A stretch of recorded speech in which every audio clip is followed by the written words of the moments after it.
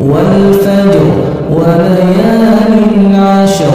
والشفع والوتر والليل إذا يسر هل في ذلك قسم لذي حجر ألم تر كيف فعل ربك بعاد إرم ذات العماد التي لم يخلق مثلها في البلاد وثمود الذين جابوا الصخر بالواد وفرعون ذي الأوتاد الذين طغوا في البلاد فأكثروا فيها الفساد فصب عليهم ربك سوط عذاب إن ربك لبالمرصاد فأما الإنسان إذا ما ابتلاه ربه فأكرمه ونعمه فيقول ربي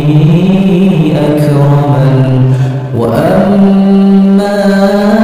إذا ما ابتلاه فقدر عليه رزقه فيقول ربي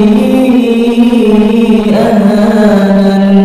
كلا بل لا تكرمون اليتيم ولا تحاضون على طعام المسكين وتأكلون التراث أكلا لما وتحبون المال حبا جما كلا إذا دكت الأرض دكا دكا وجاء ربك والملك صفا صفا وجيء يومئذ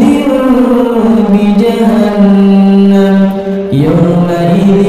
يتذكر الإنسان وأنى له الذكرى